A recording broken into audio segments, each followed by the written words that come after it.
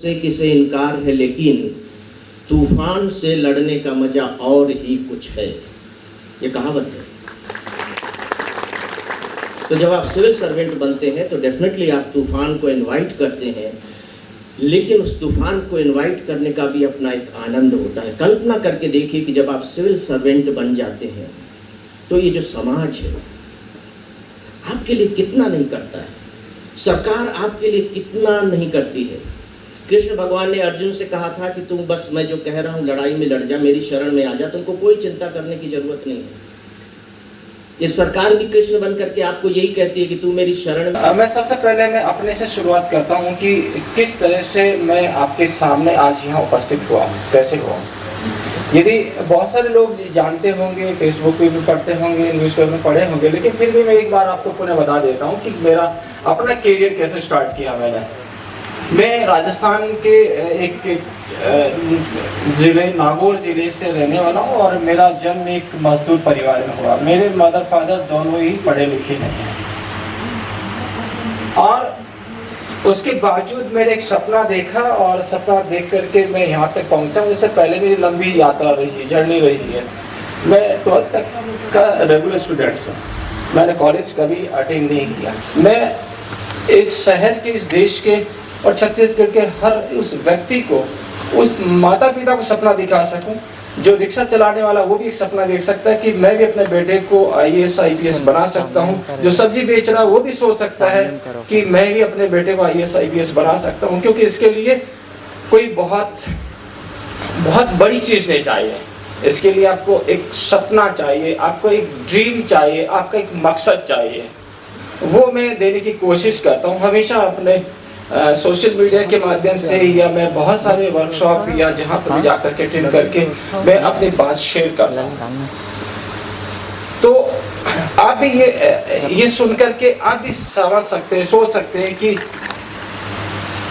जब ये सब कर सकते तो मैं क्यों नहीं कर सकता। सब कर सकते हैं, बस फर्क इतना रहता है कि हम कुछ लोग इच्छा रखते हैं, हम लक्ष्य नहीं बनाते। तो जब तक हम अपनी इच्छा को, अपने जो विश है उसको लक्ष्य नहीं बनाएंगे, तब तक हम अपने उसमें सफल नहीं होंगे।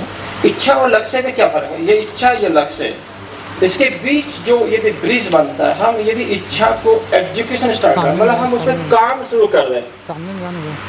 इच्छाएं तो बहुत सारी रहती है, लेकिन जैसे हम उसमें काम शुरू करते हैं तो वो हमारा टारगेट होता है, लक्ष्य होता है। दोनों हो जाएंगे, कोई दिक्कत नहीं है।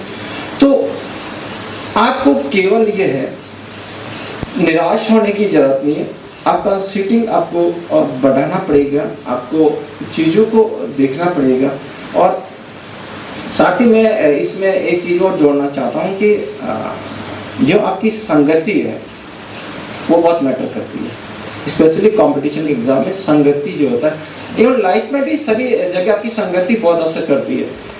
आप किसके साथ रह रहे हैं, क्या आपका रूममेट या आपके आसपास रहने वाले, उनका टारगेट भी UPSC है या PSC है, ये जरूर पहचानें। दूसरा, वो क्या घर से, क्योंकि UPSC में बहुत सारे लोग दिल्ली इसलिए जाते हैं कि घर वालों ने बोला जाना पड़ेगा, चले गए। बहुत सारे घर वाले इसलिए भेज देते हैं वहाँ जाएगा तो उसकी सगाई वाई ठीक हो जाएगी। बच्चा क्या कर रहा, बच्ची क्या कर रहा, दिल्ली में तैयारी वारी कर रहा है, UPSC की तैयारी, IAS की तैयारी कर रहा है, थोड़ा सा कहने को रहता है। इसलिए 25-30% तो लोग ऐसे ही जाते हैं। जो इसलिए आपको ये भीड़ देख के परेशान होने की जरूरत है कि बिलासपुर में बहुत तैयारी करने वाला है। भीड़ को देख के परेशान कभी मत होइएगा, क्योंकि उसमें बहुत सारे लोग ऐसे हैं जिनको घर वालों ने जबरदस्त भेज दिया। बहुत सारे लोग हैं, चलो थोड़ा सा पापा कमाए रहे, ऐश कर लेते हैं, कुछ तो अभी 2-4 साल मजा मार लेते हैं, तो इसलिए आ जाते हैं। तो आपको भीड़ को देख के परेशान होने की जरूरत नहीं है।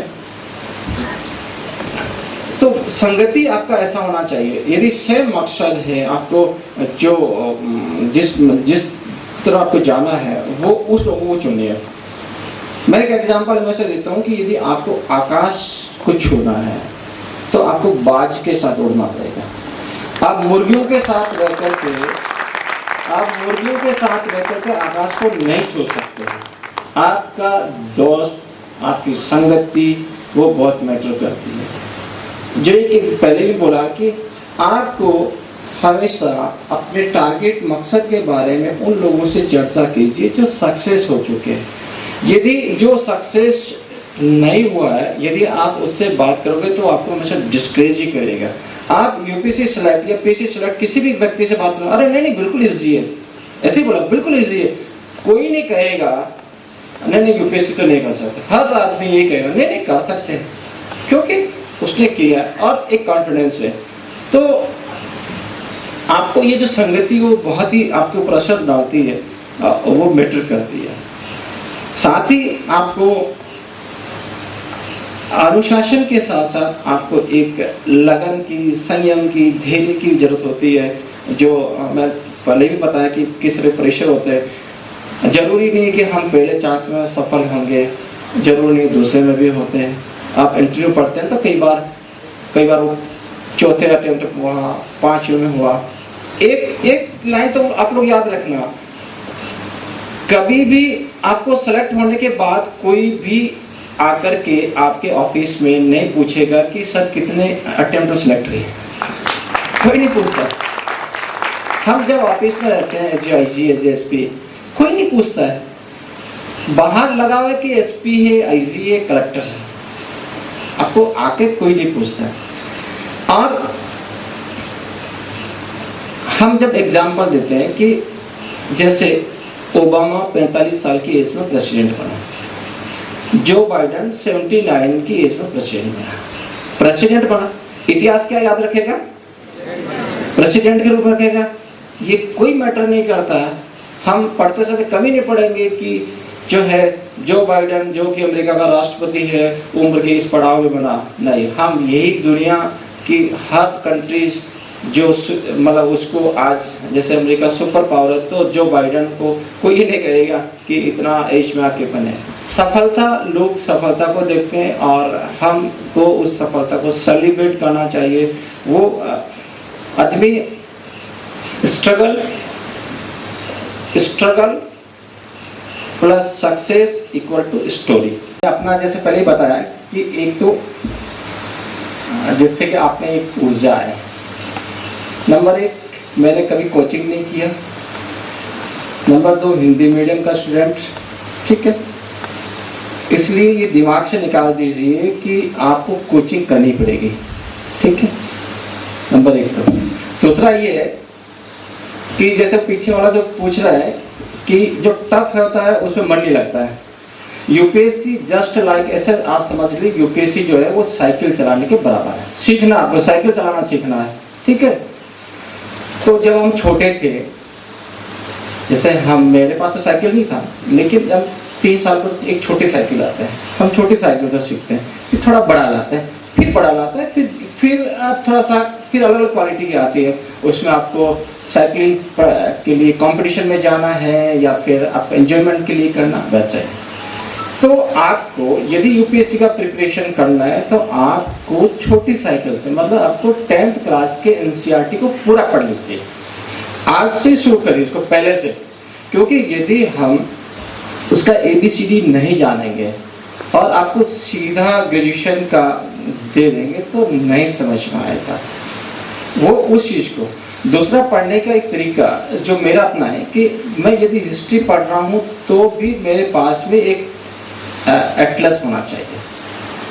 यदि मैं यूक्रेन की बात कर रहा हूँ, यदि मैं रशिया, यूएसएसआर, फ्रांस, रशियन क्रांति की बात करता हूँ, अब जैसे यूक्रेन का युद्ध चल रहा है, आपसे कोई भी कभी सवाल नहीं आएगा कि रशिया ने यूक्रेन पर अटैक क्यों किया। वो क्वेश्चंस आएगा जो वहाँ की ज्योग्राफी के बारे में आएगा, उसकी हिस्ट्री के बारे में क्वेश्चन जरूर आएगा, लेकिन वो डायरेक्ट क्वेश्चन नहीं होगा।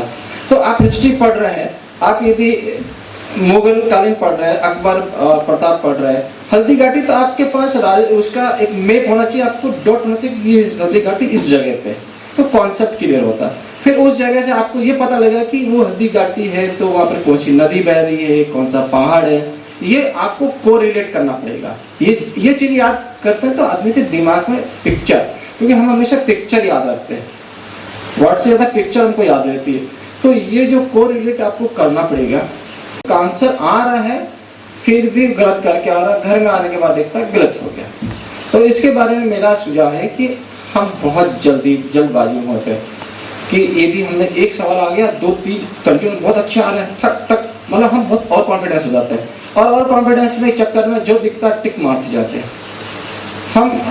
इसलिए आपको उत्साहित होने की जरूरत नहीं है। एग्जाम हॉल में आपको काम एंड कूल रहने की जरूरत है। यदि आपको आंसर आ रहे हैं तो भी ज़्यादा ऐसा उत्साहित होने की जरूरत नहीं है, नहीं भी आ रहे हैं तो निरुत्साहित होने की जरूरत नहीं है। आप जो आ रहा है उसको आप करते जाइए, जो नहीं आ रहा है उसको छोड़ दीजिए, फिर आगे बढ़ते जाइए। हम दूसरे की एग्जाम हॉल में पूरा पेपर पढ़ने की जो बहुत सारे स्टूडेंट गलती करते हैं, पूरा पेपर पढ़ेंगे पहले उसके बाद स्टार्ट करेंगे, ये गलत स्ट्रेटजी है। क्योंकि हो सकता है कि वो पेपर इतना हार्ड हो कि फिर आपके हथियार डाल दोगे। बेस्ट है कि एक एक करके चलें। जैसे हम रात में चलते हैं गाड़ी की लाइट, यदि मान लो कि हम